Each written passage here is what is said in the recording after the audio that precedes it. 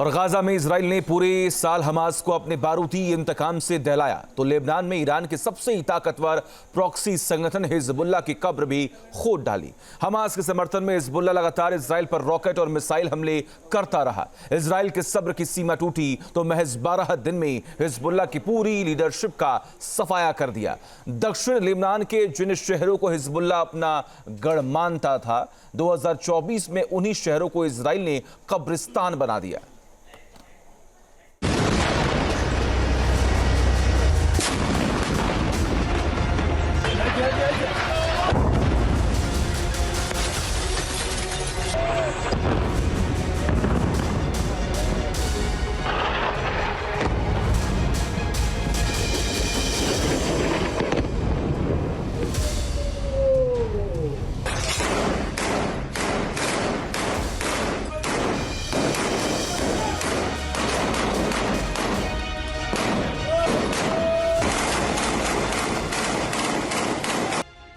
Benjamin Netanyahu एक ऐसी शख्सियत जो अपने मुल्क की सुरक्षा के लिए किसी भी हद तक जाने को तैयार रहते हैं, जो अपने लोगों को महफूज रखने के लिए दुनिया की किसी भी ताकत से भिड़ जाने से पीछे नहीं हटते। वो जो कहते हैं उसे करके दिखाते हैं।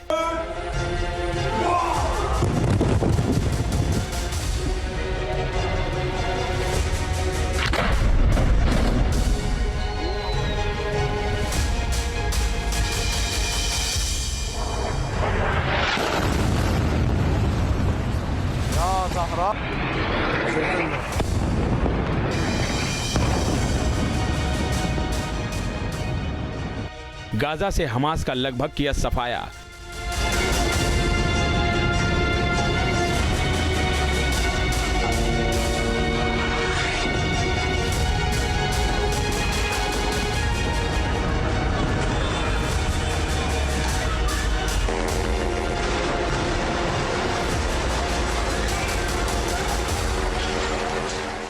हिजबुल्लाह की लीडरशिप को भी मिटाया।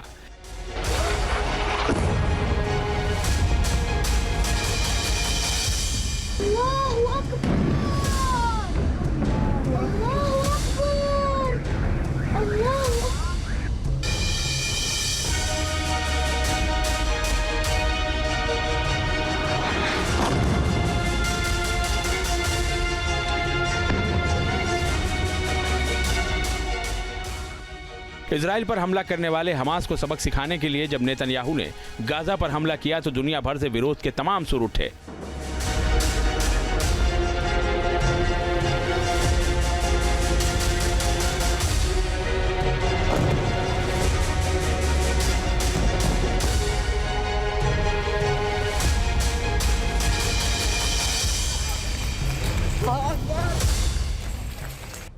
लेकिन नेतन्याहू अपने फैसले पर डटे रहे। हमास के समर्थन में लेबनान के बेहद ताकतवर आतंकी संगठन हिजबुल्लाह ने भी इजराइल के खिलाफ मोर्चा खोल दिया। रॉकेट और मिसाइलों से हिजबुल्लाह ने ताबड़तोड़ हमले किए।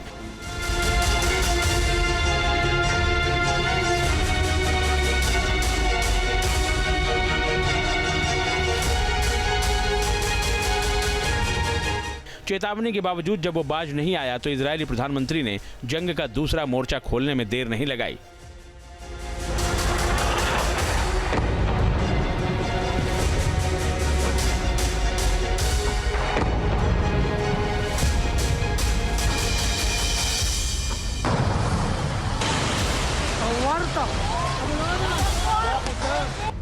लेबनान में बारूदी धमाके गूंजे पूरे साल।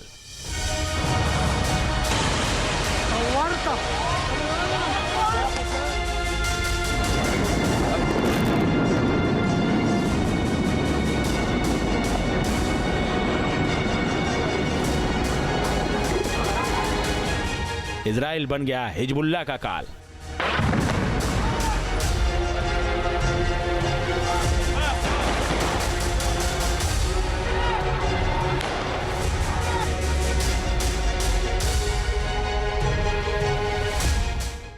लेबनान में एक्टिव हिजबुल्लाह मिडिल ईस्ट में ईरान का सबसे ताकतवर प्रॉक्सी संगठन था।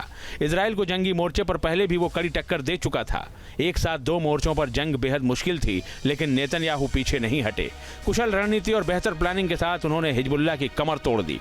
2024 का सितंबर महीना था जब इजराइल ने हिजबुल्लाह पर अपनी नजरें टेढ़ी की।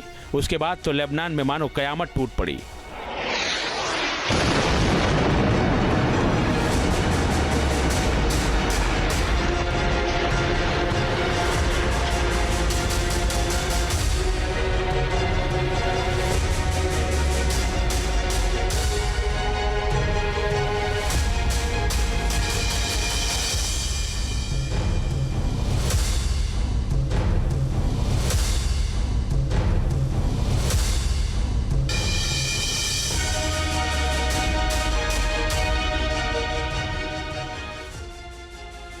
17 सितंबर 2024 यही वो तारीख थी जब हिजबुल्लाह के खिलाफ इजराइल का ऐलान जंग शुरू हुआ।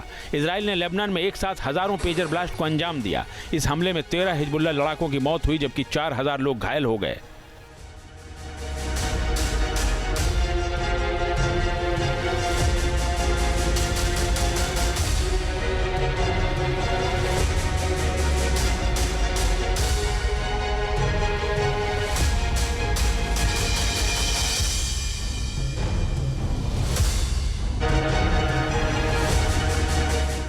अठारह सितंबर 2024 को अभी हिजबुल्लाह ठीक से सांस भी नहीं ले पाया था कि लेबनान में वॉकी टॉकी के साथ कई दूसरे डिवाइस फटने लगे।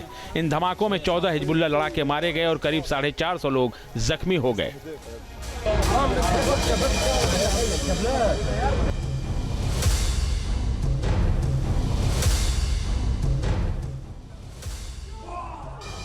इजराइल ने 19 सितंबर 2024 को दक्षिणी लेबनान में हिजबुल्लाह के सैकड़ों रॉकेट लॉन्चर प्लेटफॉर्म को एयर स्ट्राइक कर तबाह कर दिया। हिजबुल्लाह समझ ही नहीं पाया कि इजरायली सेना को उसके ठिकानों की खबर कैसे मिली।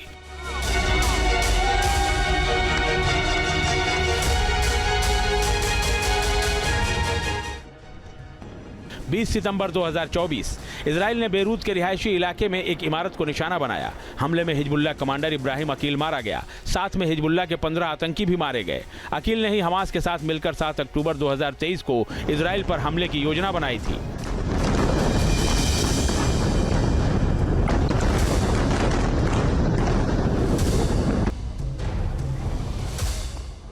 इक्कीस सितंबर 2024 इजरायली एयरफोर्स ने लेबनान में हिजबुल्लाह के 400 ठिकानों पर घातक एयर स्ट्राइक की। इसमें हिजबुल्लाह के रॉकेट लॉन्चर्स बर्बाद हो गए।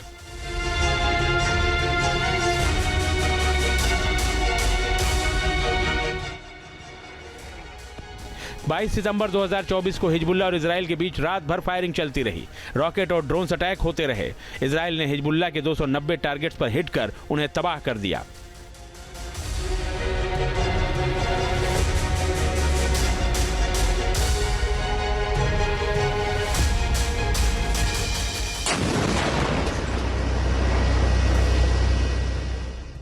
तेईस सितंबर 2024 को इजराइल ने लेबनान के लोगों को चेतावनी दी कि तुरंत अपने घरों से निकलकर दूर चले जाएं। इसके बाद इजराइल ने हिजबुल्लाह के ठिकानों पर सबसे बड़ा हमला किया। इजराइल ने 1300 से ज्यादा एयर स्ट्राइक की।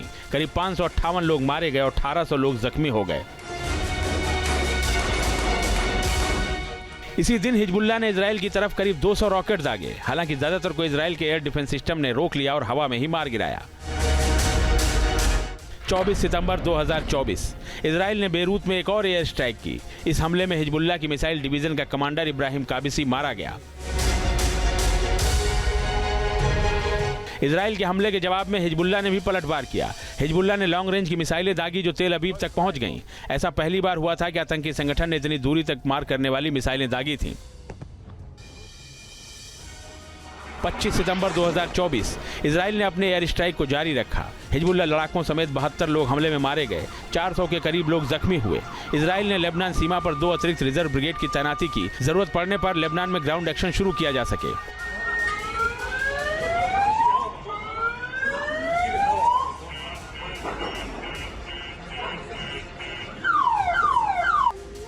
छब्बीस सितंबर 2024 इजराइल ने एयर स्ट्राइक की। फिर हिजबुल्लाह लड़ाकों समेत 92 लोग मारे गए। 150 लोग जख्मी हुए।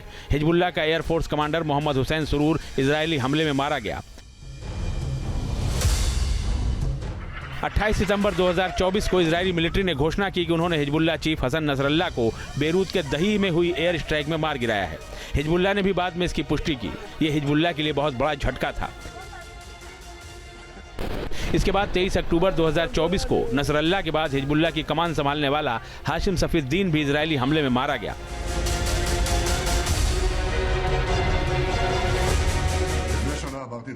कुछ साल पहले मैंने साफ साफ कहा था कि हम मिडिल ईस्ट का चेहरा बदल देंगे। हमने इसकी शुरुआत कर दी है। सीरिया अब सीरिया नहीं रहा, लेबनान अब लेबनान नहीं रहा, गाजा अब गाजा नहीं रहा। इस धुरी का आका ईरान भी अब वही ईरान नहीं रहा। ये हमारी ताकत को बयां कर रहा है। इजराइल ने 12 दिनों के भीतर हिजबुल्लाह की पूरी लीडरशिप का खात्मा कर उसकी कमर तोड़ दी। ईरान का सबसे ताकतवर प्रॉक्सी घुटनों पर आ गया। इसका असर यह हुआ कि हिजबुल्लाह इजराइल के साथ सीज फायर के लिए तैयार हो गया। जंग तो फिलहाल रुक गई, लेकिन 2024 का साल इजराइल ने हिजबुल्लाह के लिए कभी न भूलने वाला साल बना दिया। Team news nation. News nation अब व्हाट्सएप पर खबरों के ताजा अपडेट के लिए न्यूज नेशन के इस QR कोड को स्कैन करें।